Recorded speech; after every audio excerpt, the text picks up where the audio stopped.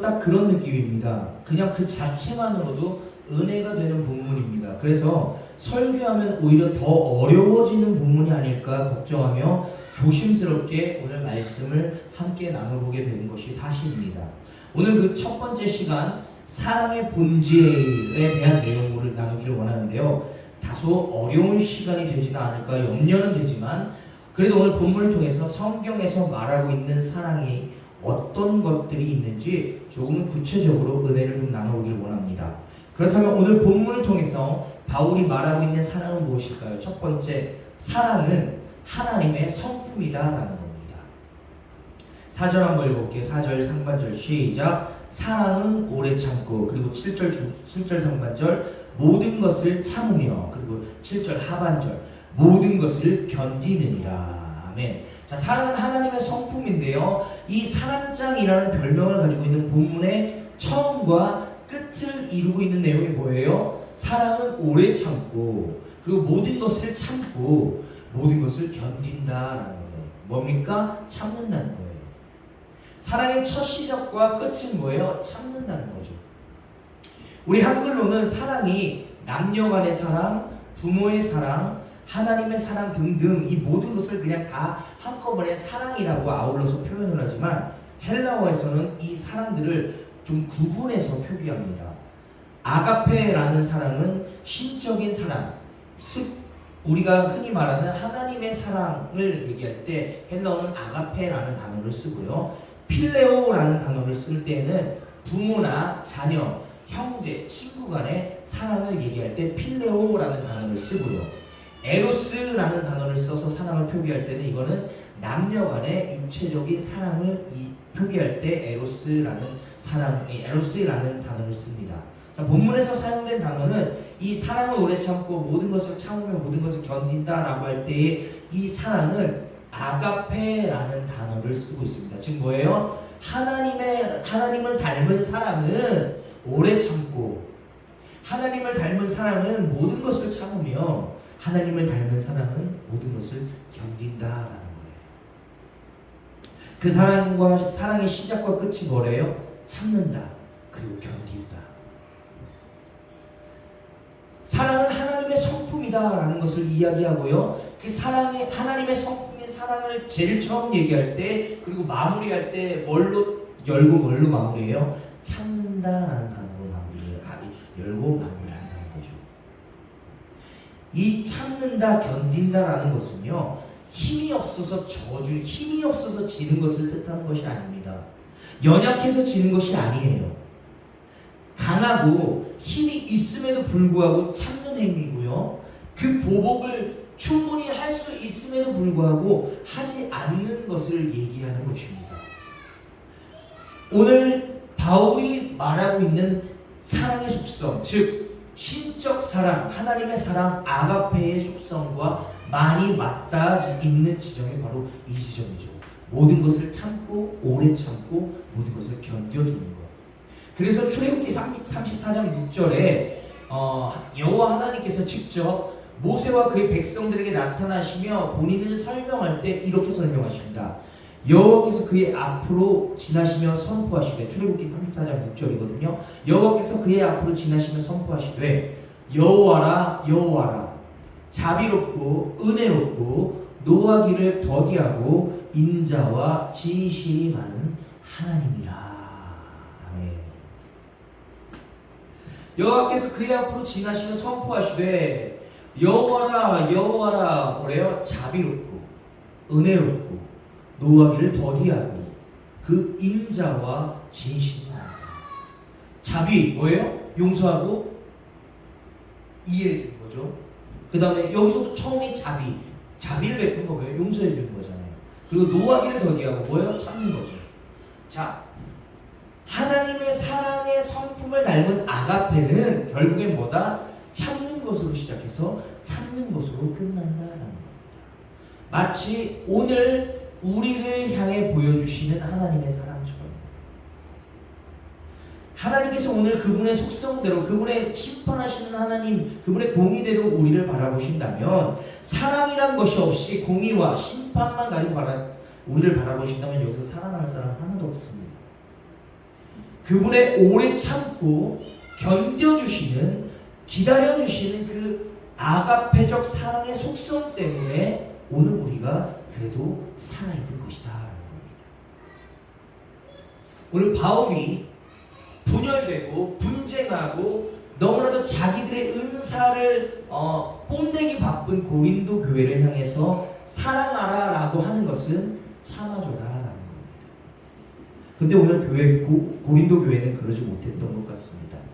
고린도 교회의 모습 어떠했습니까? 자, 우리가 지난 12장 내용까지 쭉 살펴보면 고린도 교회는 어떤 상황이었어요? 지금 자, 은사가 많아요. 사람도 참 능력도 많고 신령한 사람들도 많아요. 리더급들도 많아요. 그런데 예배를 드리든 교제를 위함이든 그들이 주님의 이름으로 모였을 때에 어떤 모습이 보이냐면요, 부요한 사람들은 지들끼리 먹고 마시고 지들끼리 놀아요. 그런데 가정의 생계를 위해서 하루 종일 늦게까지 일하던 사람들은 남아있는 잔반이나 먹고 혹은 아예 못 먹는 상황이 벌어지죠. 그것뿐만입니까? 은사를 받은 사람들은 서로 사랑하고 서로 섬겨주는 것이 아니고 지들 자랑하기 바쁘고 지들 은사 뽐내기 바쁘며 지들 입속 챙기기 바쁘다라는 겁니다.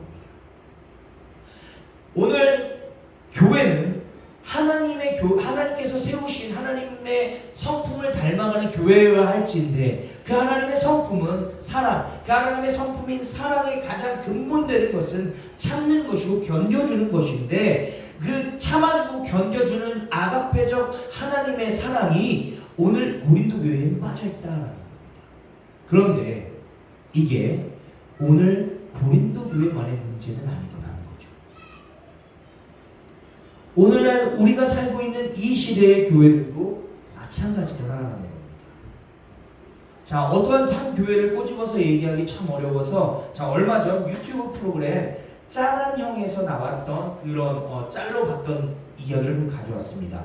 얼마 전 유튜브 프로그램에 짠한형에서 지혜은이라는 사람이 나왔습니다. 지혜은, 이 사람은 이름부터 이미 크리스천 냄새 풀풀 나거든요. 예은. 그런데 그녀가 나와서 말하기를 SNL에 나오는 자신의 모습 때문에 교회를 옮겼대요. 그도 그럴 것이 SNL이라는 프로그램이 굉장히 인기가 많은 프로그램인데 거기에 그 인기가 많도록 견인차 역할을 했던 사람이 이 지혜은입니다. 그리고 이 지혜은은 그 SNL에서 어떠냐면 적재적소에서 나오는 표정 연기와 입에 착착 달라붙는 맛깔나는 욕지거리로 큰 인기를 얻었습니다. 그러니 교회 가기가 스스로 불편해지더라는 것이죠. 왜? SNS 너무 뜨고 있는데 이 뜨고 있는 모습은 뭐냐? 욕하는 모습. 와, 그 욕도 너무 찰지거든요. 그래서 이제는 교회를 가기가 스스로 불편해지더라는 거예요. 그 이유는 지혜은이 또 교회에서 교사를 했대요. 교사를. 아이들을 가르치는 교사를 했는데 이 아이들이 SNL 짤이라도 보면 그게 은혜가 되겠냐라는 거죠. 자, 그리고 함께 나왔던 김원훈 역시 마찬가지입니다. 김원훈은 장인어른 목사님이에요. 그래서 간혹 시간이 날 때 교회를 갔지만 이제는 조금 민망하다는 얘기를 하더라고요. 그도 그럴 것이 김원훈 역시 막 야한 것에 이제 아주 특화되어 있고 약간 그 성적인 그런 것들로 웃음을 팔고 그러는 것들이 너무나도 적재적소에 딱 들어맞게 가거든요. 그러니까 이제 조금 민망하더라라는 얘기를 하더라고요. 그런데 알죠? 늘 댓글들이 날립니다. 이미 지혜은과 김원훈이 이렇게 고백한 건 뭐예요? 내가 스스로 그런 모습들 때문에 교회에서 본이 안 되는 것 같고 덕이 안 되는 것 같아서 교회를 옮겼다, 나가기가 꺼려지더라라고 고백하는 그들에게 이런 댓글이 달립니다. 크리스천 둘이서 술 마시며 당당히 교회 얘기 혼란스럽다. 이러면서 어마어마한 썰전이 시작됩니다. 그러면 안 돼? 왜? 술 마시지 말라고 성경에 써 있어서? 노노, 취하지 말라고 써 있고 심지어 술 권하는 구절도 있음. 개인의 신앙이고 심지어 금주령, 금연령은 조선시대 때 선교사들이 만든 전통 중에 하나일 뿐임. 거기다 또 얘기해요. 아니 그게 거룩이라고 생각합니까? 거룩에 대해 공부하고 오세요. 그랬더니 또 댓글들이 달려요. 거룩은 성화와 관련이 있는 것이지 음주의 여부와는 전혀 상관없습니다. 또 댓글이 달려요. 제 주변 신실하시다는 분들, 저 술 먹는다고 뭐라 하시던 분들 룸사롱에서 나오다가 눈 마주쳐셨습니다. 그리고 좀 약간 그나마 중립을 좀 잘 지킨 댓글이라고 좀 표현이 되는 생각이 되는데요. 술의 유무를 떠나서 저 방송에서의 모습이 교회에 덕이 되나요?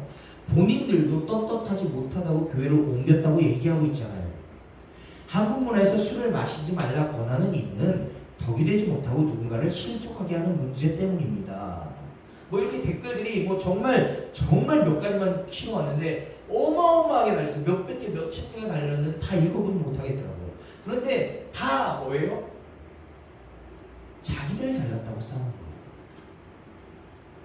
물론 SNS상이라 막말들이 왔다 갔다 하는 것은 이해합니다만 아무리 그렇다 한들 이 상황은 성경에서 이야기하고 있는 교회의 모습 그리고 오늘 본문에서 이야기하고 있는 사랑의 모습과는 좀 거리가 멀더라라는 생각이 들어요. 왜요? 자, 지금 여기서 싸우는 건 뭐예요? 다 맞는 얘기예요. 또 다 완전히 맞는 얘기도 아니에요. 그런데 서로 자신의 기준이 다르니까 SNS에서 첨예하게 대립을 하는 거예요.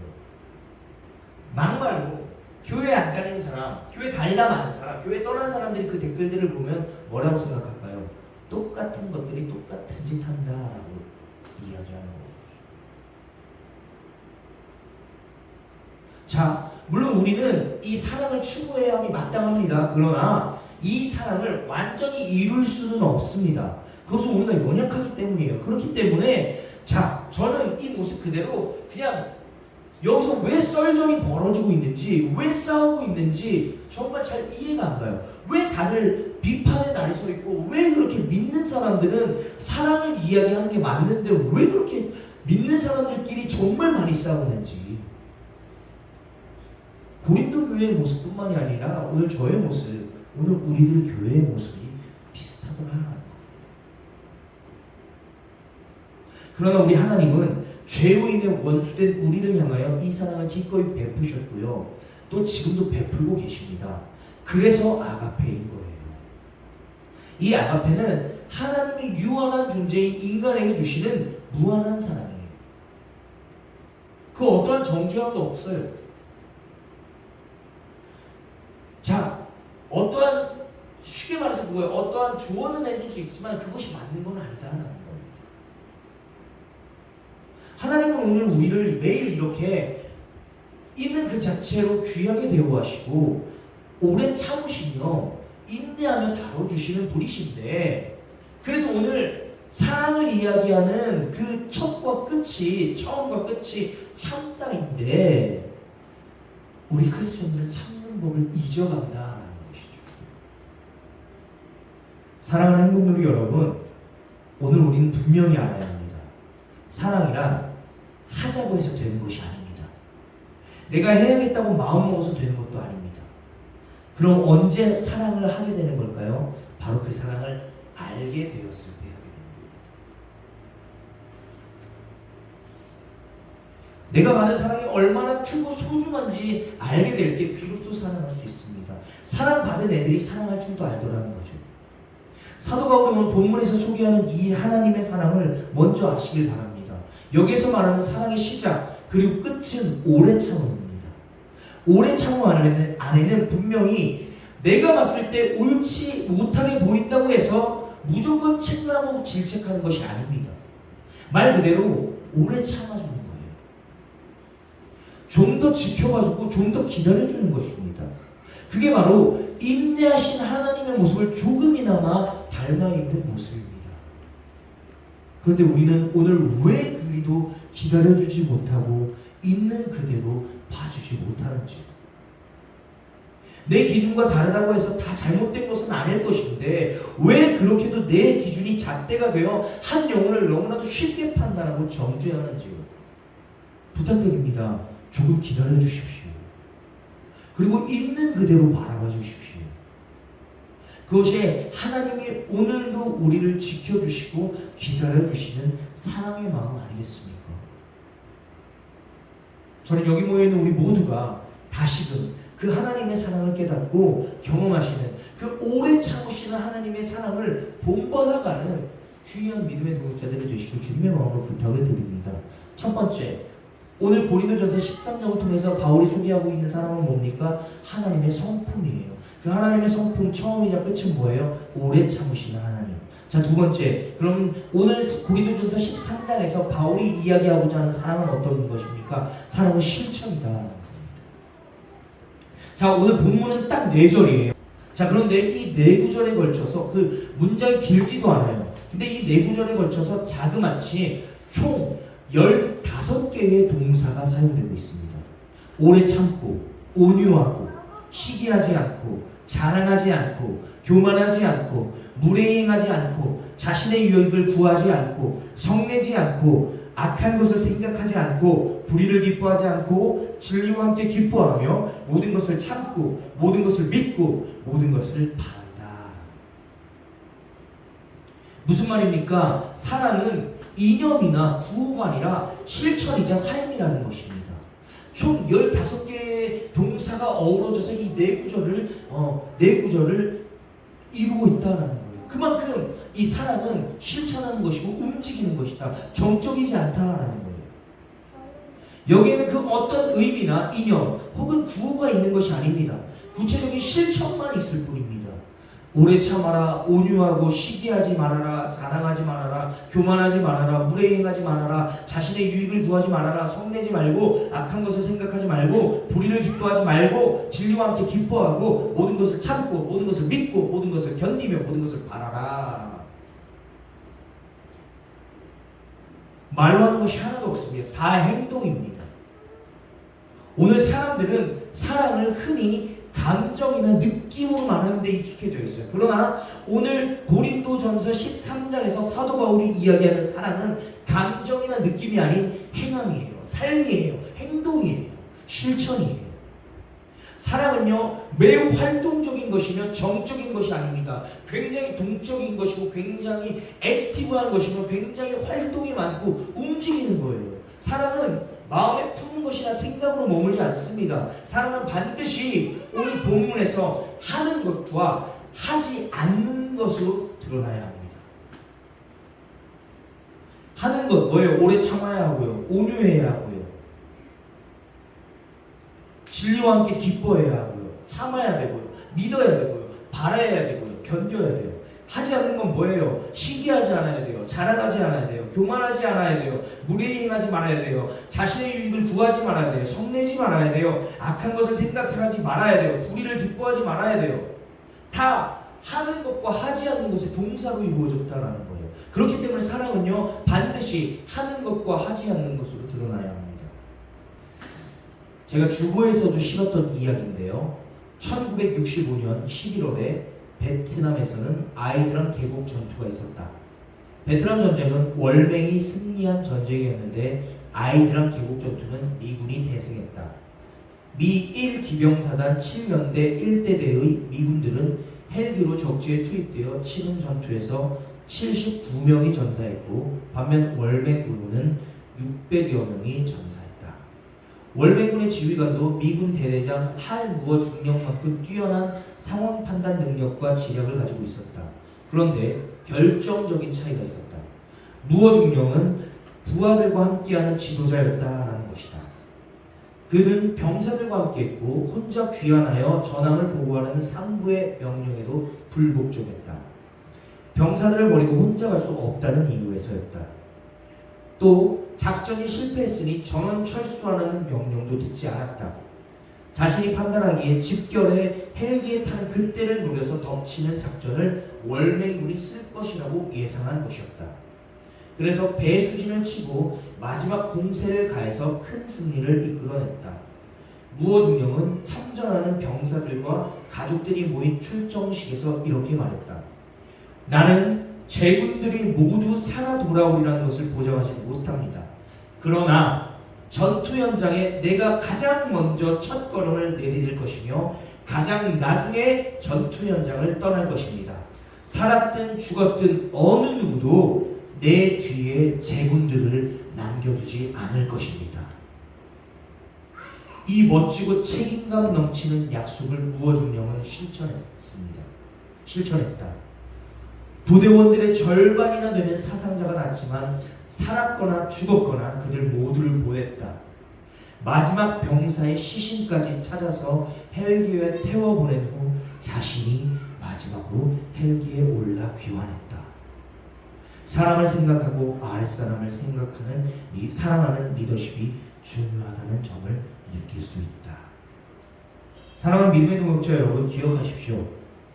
사랑은 정적인 것이 아닙니다. 사랑은 움직이는 것입니다. 사랑을 실천하는 것이고요. 기독교는 분명 그 사랑의 실천이 있는 사랑의 종교입니다.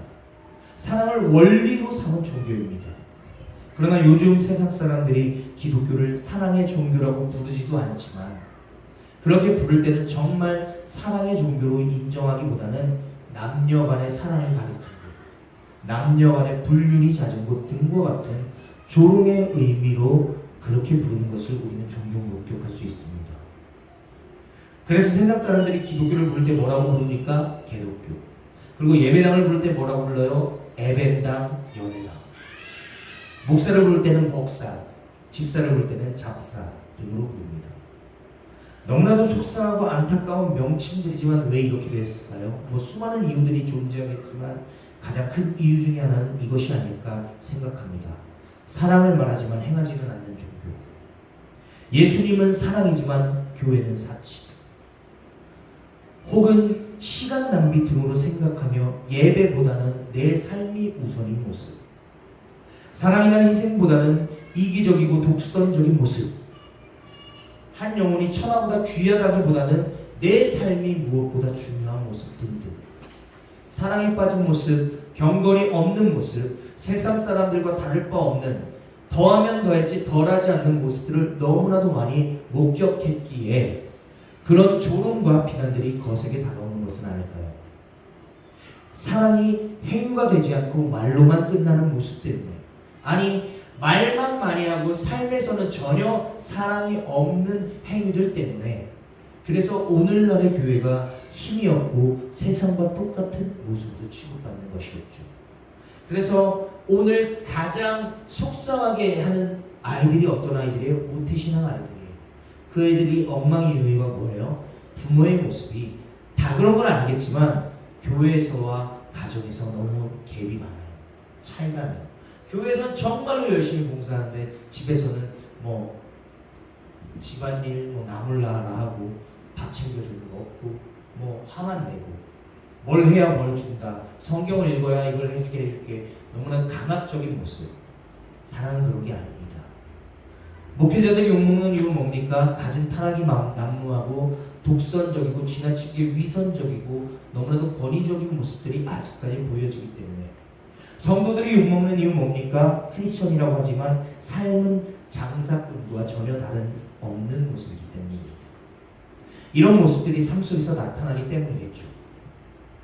맨날 우리가 전도 가운데, 그리고 부끄럽지만 저 역시 찬양 인도 가운데 백날 외치는 내용이 있습니다. 하나님은 당신을 사랑하십니다. 맨날 전도 가운데, 찬양 가운데 하나님의 사랑을 외치면 뭐하겠습니까? 하나님은 당신을 사랑하십니다. 그러나 나는 당신을 사랑하지 않고요, 하나님만 당신을 사랑하십니다 라고 바뀌었기 때문입니다. 정작 우리의 삶은 어떻게 해서든 누구든지 교회로 데려오기 위한 영업인의 마인드가 되어버리지 우리인 거예요. 찬양을 뜨겁게 데우기 위한 영업용 멘트가 되어버리지 우리인 거예요. 기억합시다. 사랑은요, 실천입니다. 개념이 아니고 삶이며 드러나야 할 향기입니다. 가정에서부터 시작이 되어야 돼요. 멀리 나갈 것 없어요. 가정에서부터 내 부모에게, 내 자녀에게, 내 친구에게, 내 회사에서, 내 캠퍼스에서, 내 동역자들에게서, 내 친구들에게서, 멀리 떠난 그 교회 친구들을 만났을 때에서부터, 거기서부터 그 사랑의 실천적인 모습들이 보여져야 돼요. 기억합시다. 사랑은 개념이 아니고 삶이고 실천입니다. 저는 여기 모여있는 우리 모두가 사랑으로 교회를 소개하는 영업인이 아닌 사랑으로 삶을 살아내는 예배자이자 하나님의 자녀가 되시기를 주님의 마음으로 간절히 부탁을